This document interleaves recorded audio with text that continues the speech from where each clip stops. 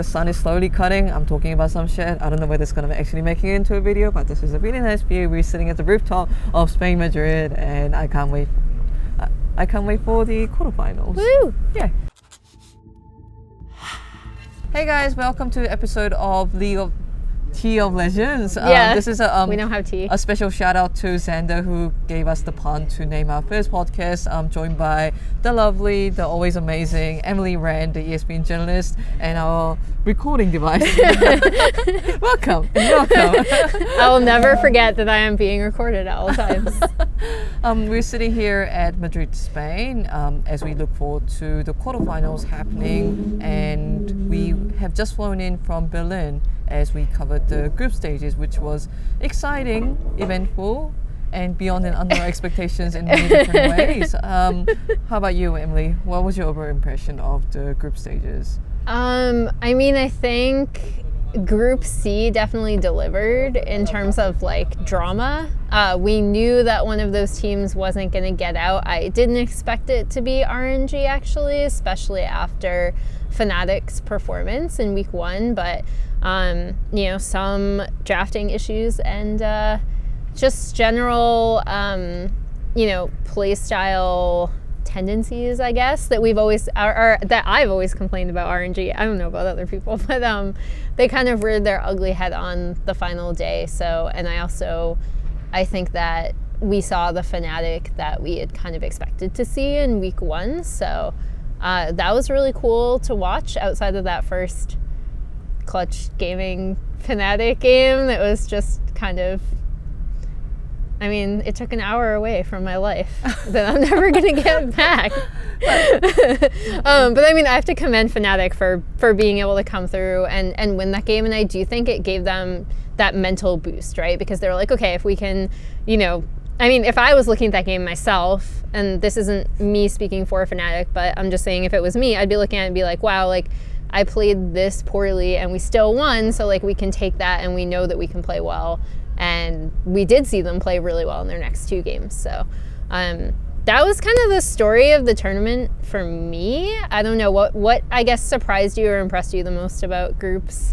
I do want to talk about Group A when it comes to surprises, but just to tie up the Group C a little bit, RNG has left many fans, especially the LPL fans, very disappointed. Just like you mentioned, their tendency to have that narrow vision on what a game of League of Legends should be played like did constrict them in the end, having Uzi as the solo carry laner and Langxiao or Xiaohu not being able to be that second fallback when Uzi didn't have that hit the expectation of Groot was a bit disappointing. You already talked about that amazing run that Fnatic had. What are your thoughts on SKT's performance at groups? Because right now they're being touted as the heavy favorites of the tournament, but do they deserve this title?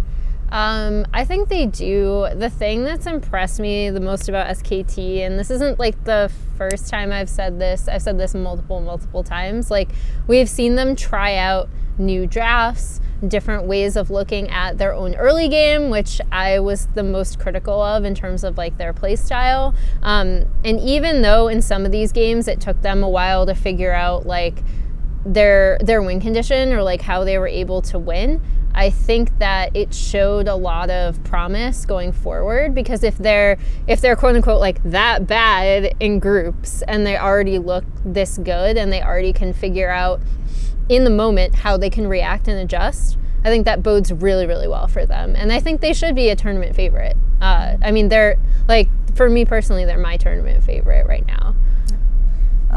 SKT, when I described it, I'll say well balanced. They're not in one extreme or the other in terms of where they stand in the current meta. I don't see any major holes in terms of their laners. Maybe Effort can play a bit more consistently, but I do push it to the fact that this is his very first international tournament. He wasn't even around at MSI, and I do see his own performance picking up as we go through the stages. But another Korean team that really performed well and perhaps surprised me even more than SKT is Griffin. Griffin came to Group A, which was also touted as a relatively difficult group because of having C9 and G2 in the group.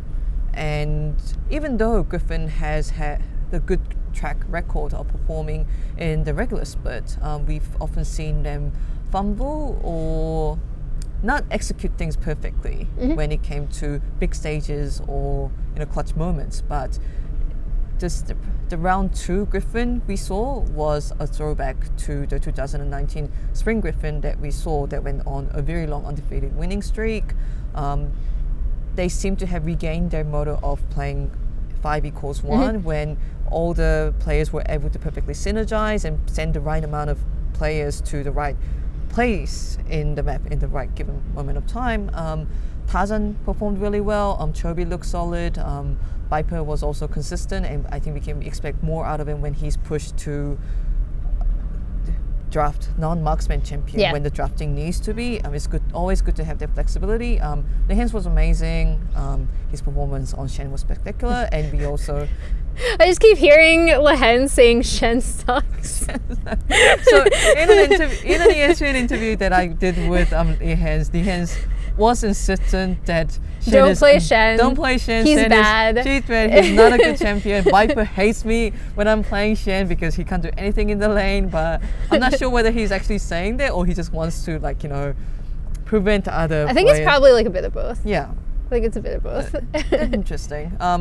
They played a lot of global comps and were able to execute it very well, which did upset G2, and G2 came in as the MSI defending champions. All the 5 players in the roster were part of the ESPN Top 20 Power Ranking, but the G2 that we saw wasn't the 100% that we came to expect from them. So where do you place G2? Did they overperform? Did they underperform? Or did Griffin just to give them a really good challenge as Griffin pushed G2 out into the second seed of the group? So I think G2 have pretty consistently struggled against some of these global competitions, and I know we asked Lehens about this, and he didn't say it was something they were specifically preparing for G2. It's just a style that they like to play. Whether that's true or not, we'll never know. But I do think it is a good strategy against G2 because they've historically had some struggles with that. I think if you watch, I still think G2 should be considered a tournament favorite. They tend to ramp up a bit, just as a team generally. However, I do think if you saw their best of 5s in playoffs, they were a bit sloppy. They like to play very, fast and loose, and it's up to you to decide how much you think those are genuine flaws in G2's play style, or how much you think that's just the team playing really fast and loose. And, not taking it seriously is the wrong word to say, but when they get in, they just want to have fun and they go ham, and sometimes it's too much. It's up to you to decide where you think that balance is between legitimate holes in their play style and then just the overall team attitude. But I also think one of the things that benefits them is that attitude, in that I think they'll adjust going forward, and I don't think they're the type of team to get bogged down in their own mistakes. So, I'm not super concerned for G2, but I do think specifically with the global comps, that's something that other teams should be looking at if they want to try taking out G2. What I love about G2 is, as you mentioned, their mentality.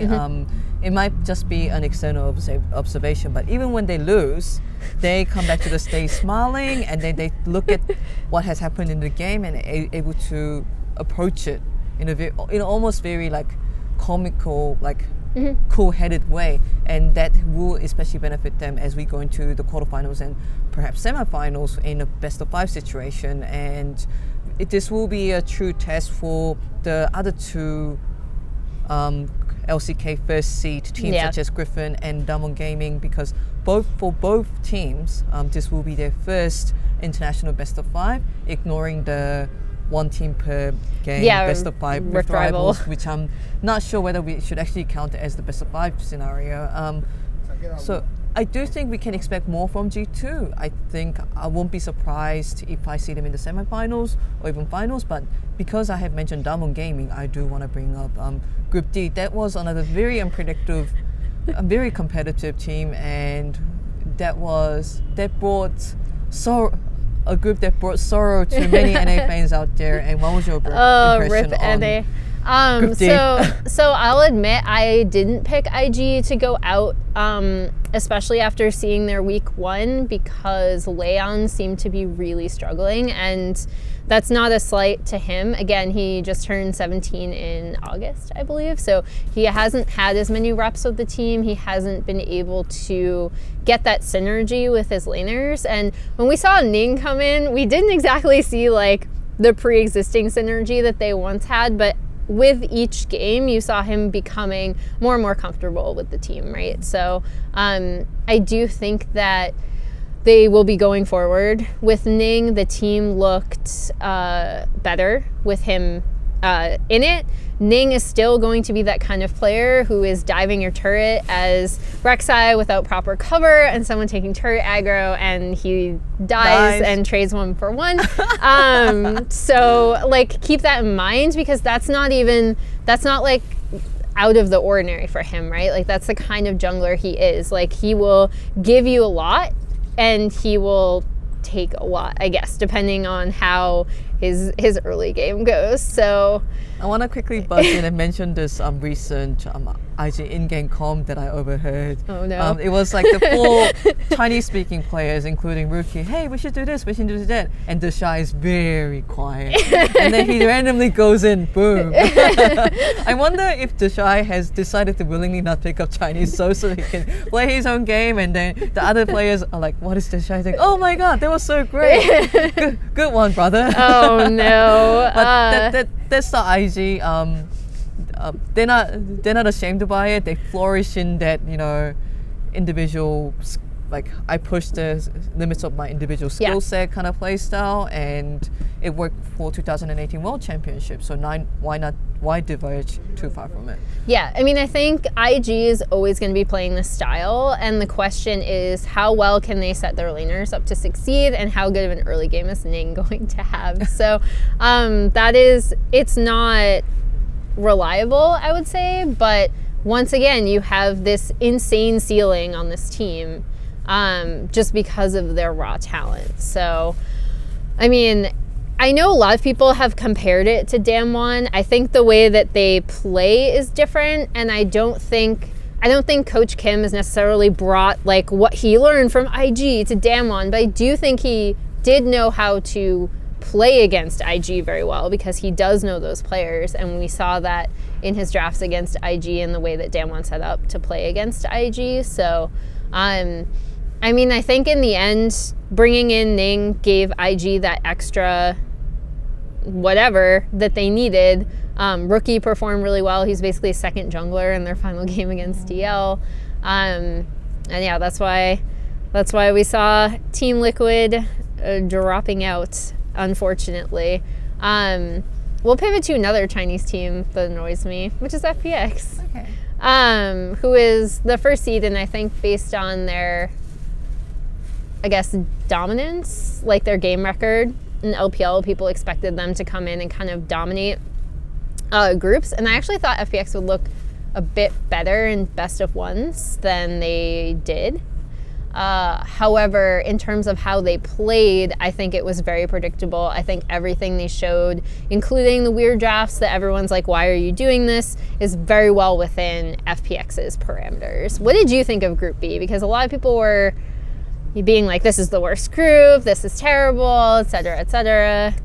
I'm not saying that Group B was suddenly a better group. I just felt like FPX performed in a certain way. It made the group a bit more competitive, which is a bit different from better. But that being said, it's a very polite way of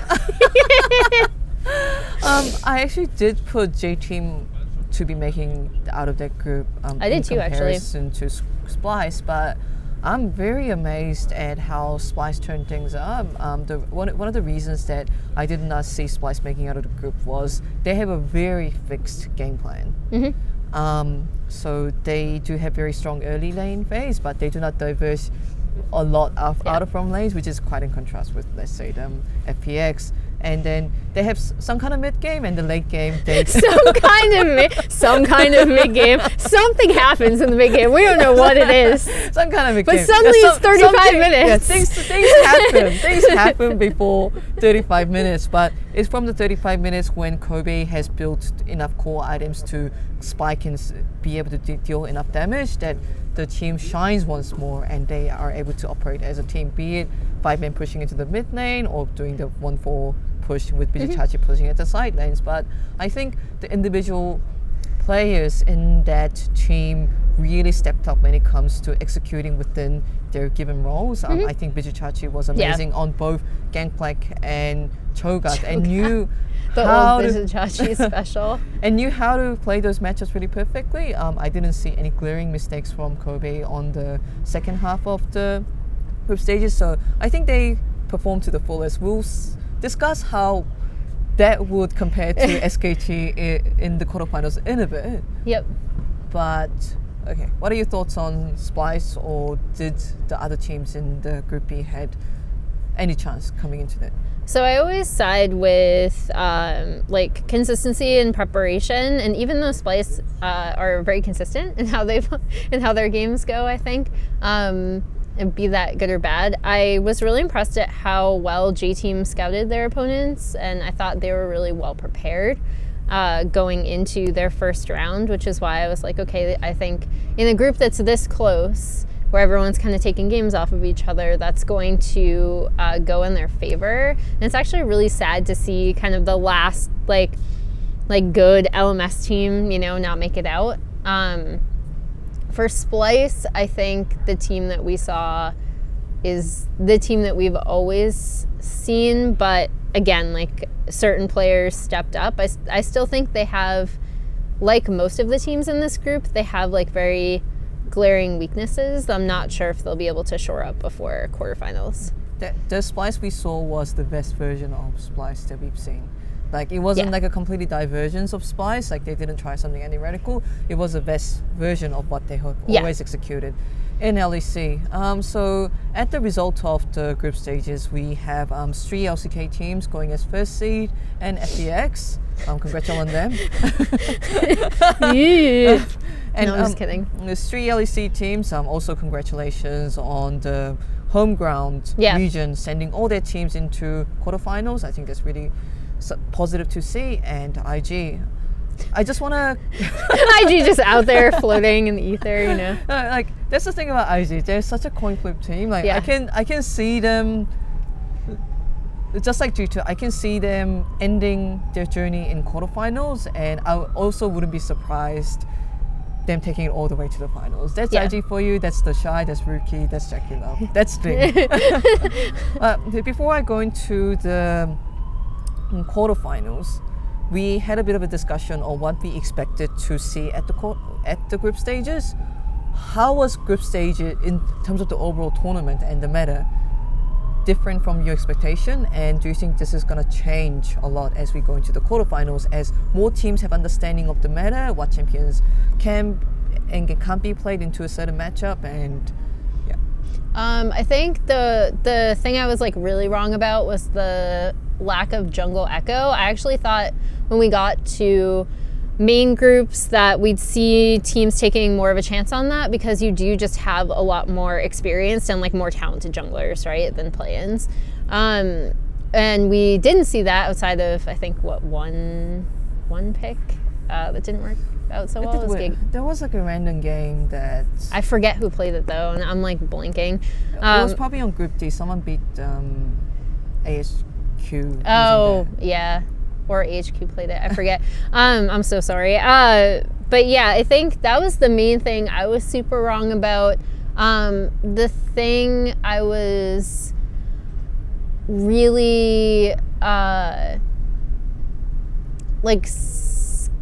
started to be skeptical about, I guess, was the Kale pick after the first round.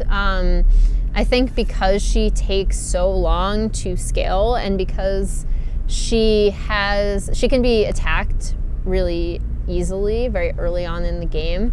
I don't think it's like, oh my gosh, never ever pick Kale, because I think she can work really well in composition. So obviously the trade-off is that she has this incredible late game power, right? Especially if you're going for a team fight. Like we saw Teddy pull it out and play really, really well. Do we need to break? Oh, okay. Let's show it 10 minutes. All right. We'll end this scene. So we saw Teddy pulling it out and working really, really well with that one SKT comp, right? But I think because of the time required to get her going, she's a lot riskier of a pick than I initially suspected because we just didn't see her as much prior to main stage groups. So those are kind of my two takeaways. I know you were looking at like mages versus like, I guess what, normal bot lane champions or like normal AD carries? Yeah. Even though that's very wordy. The archers. When the playing started, I heard from many scrims and solo queue rumors that there were more mages being played at the bot lane since that cataclysmic summer of 2018. We were seeing Vega, we were seeing a lot of Syndra, we were seeing Heimerdingers. There were a variety of things happening to counter the powerhouses of the AD carry at the moment, which is Kai'Sa and Xayah and a bit of Israel now and then. So I was interested to see how that goes, and I was also interested to see how Garen Yuumi is going to play into that. I just like remembered the Garen Yuumi Sona Tahm Kench game, and it just that was a very exciting matchup. Hitting minions, press Q, hitting minions, press Q. I think it's just become a bit of a pace of scissors stone at the moment, with the teams trying a different variety of picks all the time, and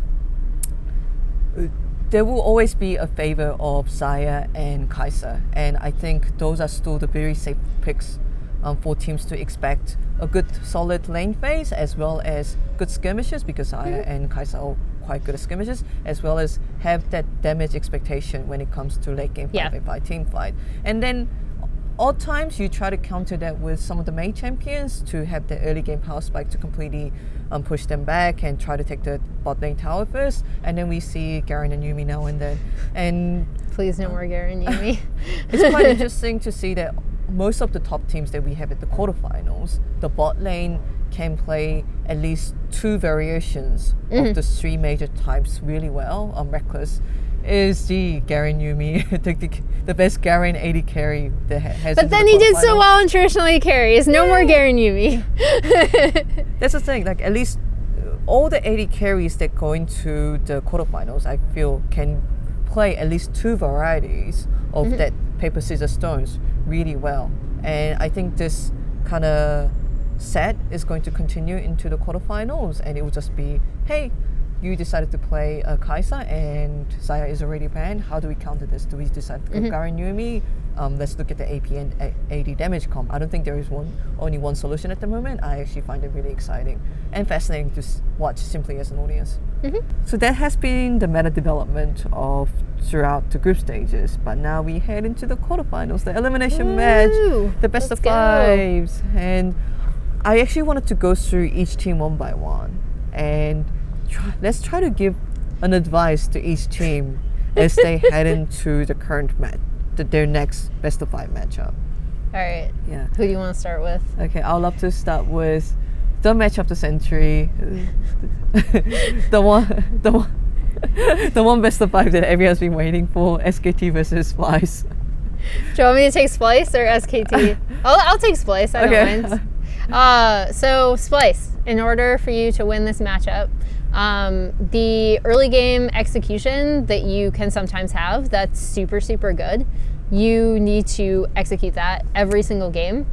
And then when it comes time to mid-game, you need to pay a little bit more attention to A, spreading the map better, and then also B, not contesting for certain wards or objectives that might not necessarily be the most well set up for you.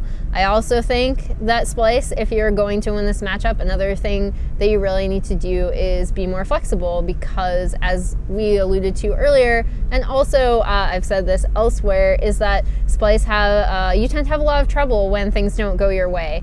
And that's when it seems like the breakdown between like what you want to execute and what's actually happening occurs, and you're a bit unwilling to adjust to what that next step would be, despite the fact that the plan itself is not going like step by step by step. So that is what you have to do, especially since a lot of the times when that mid game did break down in the LEC and even at this tournament, what has happened is that you have been able to stick it out, right? Like they have been able to stall. And so I think that you cannot do that against SKT, because they are actually, I've faulted them for their early game, but their late game is, still like they're such a strong team fighting team. We saw that against RNG, which was highlighted as one of the better 5v5 teams, and SKT out team fought them almost every turn. So, and that's how they won that's how they ended up winning those games, right? So outside of that faker base race thing. But I think that's what you have to do. So good luck. Good luck. Fighting. The advice that I can give to SK Telecom T1, this is obviously a very favorable match to SKT, not just because of the pure caliber of the team, but also the specific playstyle that Splyce plays, as you have alluded, is very fixed and methodical step by step, which turns out to be the playstyle that SKT loves to play against. SKT laners are very strong in caliber and also very flexible. Khan can now readily play in tanks. I do have a bit more faith in Khan's tank performance compared to, let's say, 2018 Summer Split. Or even before, when he was on Longzhu, it was pretty rough.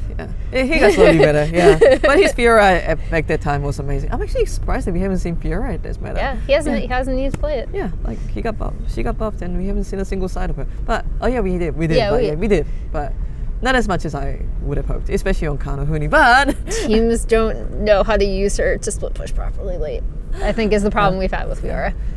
So Teddy can play super aggressive, but also decide to absorb pressure if he wants to. And Faker, we all praise him for his champion pool. He can play Akali or things like Azir, even though she's not meta at the moment.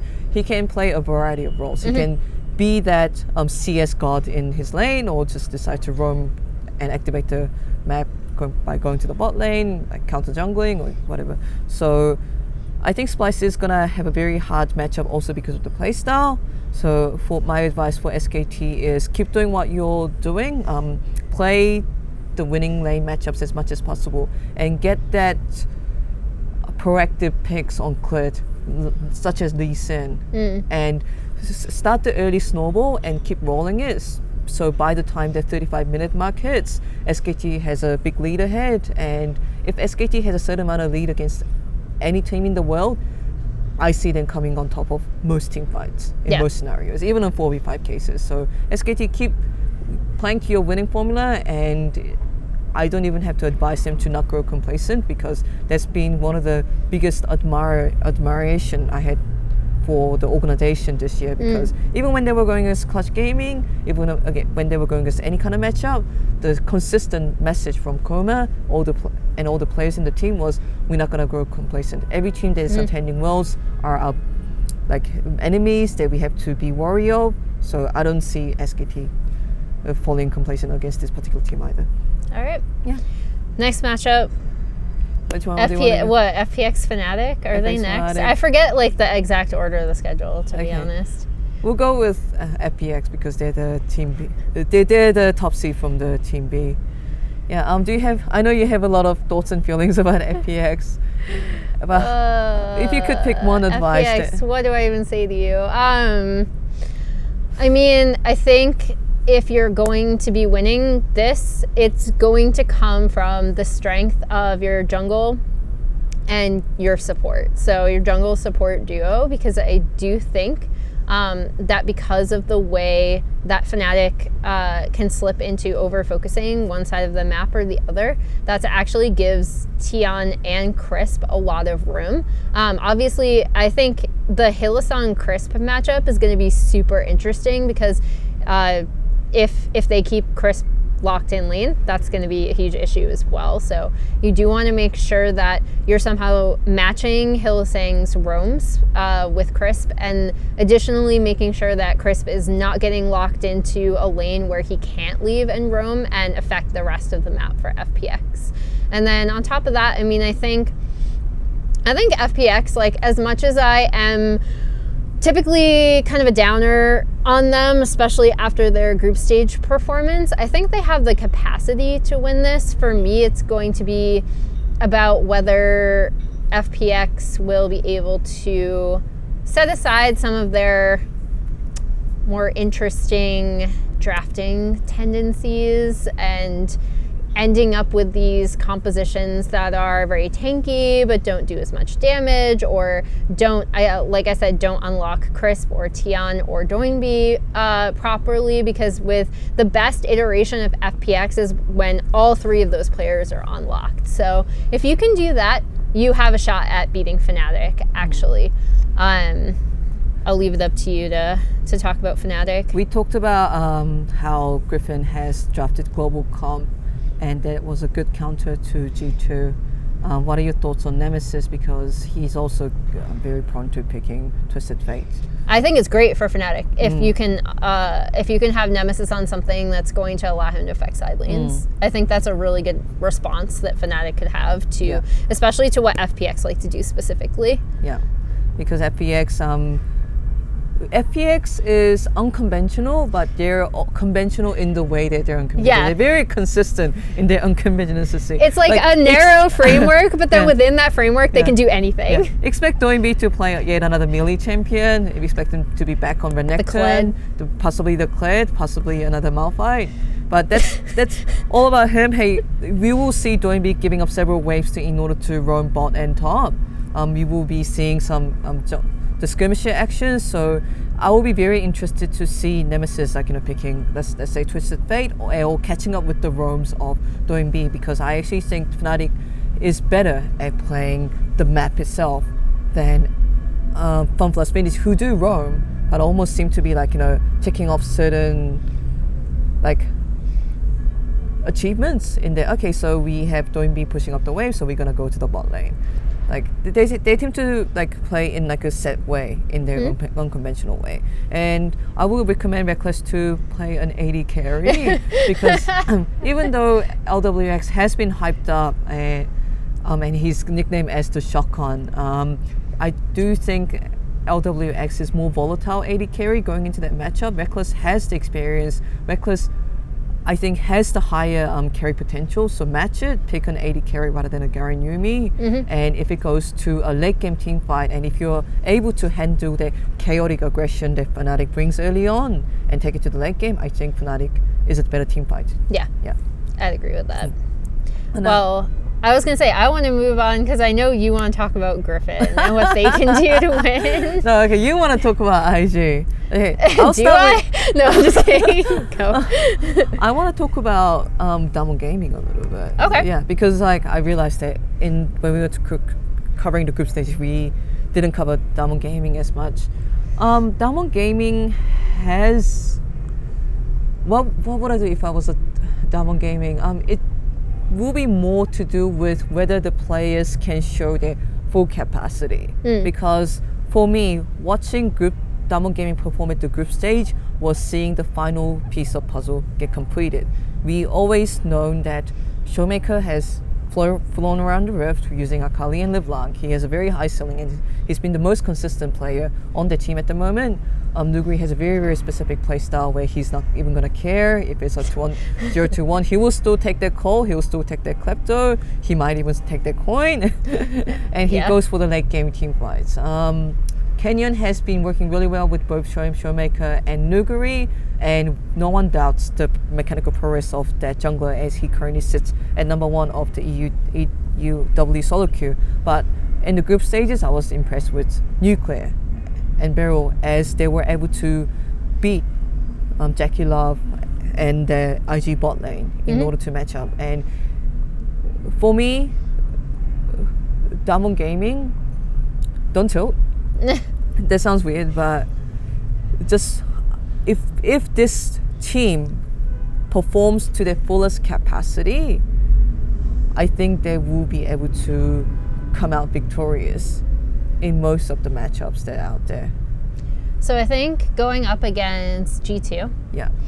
I think G2 are, I don't want to say similar to how Damwon want to play, but I think that they have a lot of answers for how Damwon want to play, because they do have such strong laners, right? So I think the thing for G2 is that Jankos is going to have to perform better than what we saw from him in the group stage. But then on top of that, I still think that Damwon's bot lane is a point of, should be a point of attack for G2 just based on how strong Perkz and Mickey X are.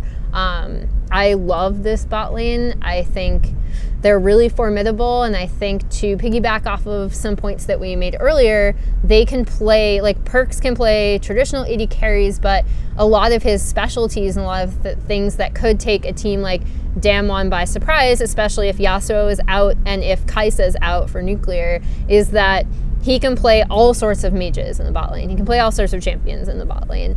And that allows G2, in my opinion, a lot more flexibility than what we've seen from Damwon in drafting and in how they want to play. I think it's a really interesting thing that is going to have to happen for G2 as well, is that they need to make sure that Damwon aren't just beating them with their strong laners, right? So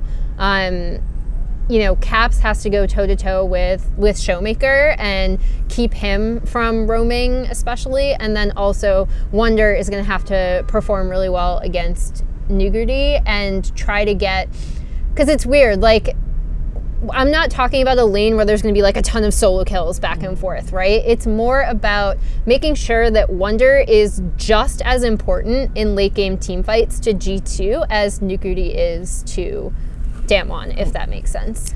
So this is a really interesting matchup for me. I think G2 have more flexibility and they have more international experience. So if they just lean on those things, both in draft and execution, I think that's a good point for them.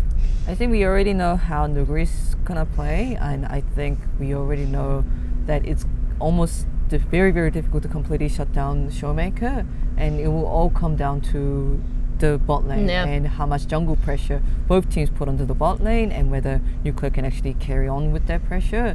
Because despite the performance at the second round of the group stages, the bot lane still seems to be the current weaker link of Damwon Gaming, and it's going to come down to the bot lane, and we might see more Syndra from Perkz.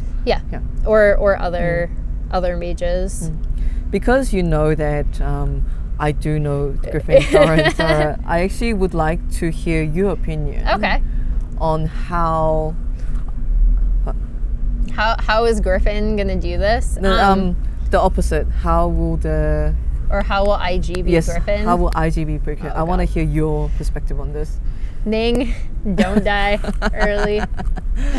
No, I think what is going to have to happen is when I see IG doing really, really well, I see Ning communicating with his lanes better, which obviously, he himself admitted. I interviewed him after the qualification, and he himself admitted, he's like, I haven't played with them a lot, so it was a little shaky at first. I do think we saw that get better throughout their final day in groups.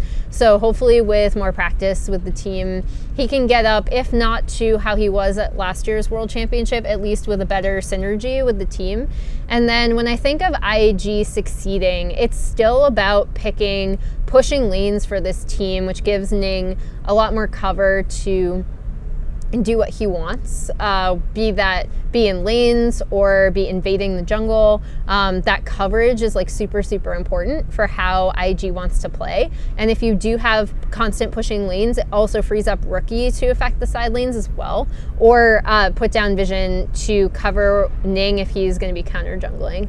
I think the strongest iteration of IG is one that is like sticks with, you know, their really strong drafting around counter picks. They're really strong red side drafting two things that we haven't necessarily seen at this tournament, but were hallmarks of their victories last year. And then again, like pushing lanes, like it's not that hard. Like IG's game plan isn't that hard, right? And it actually has nothing to do with Griffin and everything to do with IG relying on the strength of their laners, the strength of their talent, and the fact that it's actually quite difficult in terms of the three main carries, depending on how JackeyLove is playing, because he's slipped a little bit from their qualifying run through the regional gauntlet. But it depends on JackeyLove, Rookie, and the Shy still, you know, in lanes. Like, what are they doing? How well are they performing? Because if those three players are performing, IG is incredibly difficult to beat. And it will stop some of Griffin's strengths, specifically in Chovy, because the Chovy-Rookie matchup is really interesting. Chovy is not someone that I would see as a laner that affects the map as well as a laner like Rookie. So he's going to be wanting to focus on the 1v1, and the trick for Rookie is going to be being able to leave lane and not letting Chovy lock him in there so he can help out the rest of his team. So I draw a lot of comparison to Rookie and Faker. They are both legendary at this point, veterans, Korean mid laners coming into the tournament. How Showmaker and Chovy, if League of Legends was a 1v1 game, may go on toe-to-toe or may even been better mid laners than Rookie and Faker. However, they see League of Legends as a team game. As you mentioned, their caliber truly shines when they were able to roam around the map or know exactly when the skirmish is going to happen and apply the specific pressure for their bot lane, for the jungler. And I don't think Chovy is quite this stage yet. You mentioned the winning formula of IG. It's the Shy pushing into the top lane and completely crushing the enemy lane, because as a single player, I think he has the highest I mean, he's so formidable in lane. Like, it's insane. It's crazy. Yeah. But the Shy will be wanting to push in, and Rookie will also want to push in into the lane, and then he'll want to roam to the side lanes. And that, when the lane phase is over prematurely, and when Rookie is able to roam around everywhere in the map, that's when IG is in their water. Like a lot of small skirmishes happening at the lack of vision. So Griffin has to prevent that from happening. I do not see Doran starting because of Sword being the more mature, experienced player of the team, and his ability to absorb pressure, and some of his more favorite champions such as Orin coming back into the meta. So it will depend on, because I see Ning camping the top a lot in order to activate the Shy. So how well can Sword absorb the pressure? How well can Sword prevent the top turret falling, which will happen eventually? And also, how hard can Chovy stand up to Rookie and not let Rookie push the lane in too much, in order to prevent Rookie from roaming around the map and start that whole IG type snowball. I'll be interested to see how well Viper goes against JackeyLove, because I think JackeyLove still is one of the best AD carries out there from the LPL. When I say LPL, I'm thinking of more traditional AD carry playstyle. And even though we have seen Jackie Love play some Mage champions, and I don't know whether Viper, as a pure AD carry, has a high enough ceiling to match some of those like top tier AD carries such as Uzi and Jackie Love. His strength has always been in his last champion in flexibility. Yeah, exactly. He's a smart player, but he's not deft. He's not Uzi. So I'll be interested to see which way that matchup goes. Yeah. Okay. Right. Yeah. I'm excited. I know, me too. I wish we'd actually had some tea because I am now freezing now that the sun has set. Okay. Oh my god, your hands are warm. Okay. Look at how gross my hands are. I have like no circulation. This is how we're going to end the video. Thanks for watching this. Yeah, we're not going to make quarterfinals predictions, but I think you can probably get a good read on where we're at with a lot of these teams. So thank you so much for watching this, and we'll hopefully have snacks and tea next time. Okay, we'll go to like a high tea place. I know. Time. There's a chocolate place down the street. Oh my god. Thank you so much. Okay. My hands are so Thanks, cold. guys. Bye.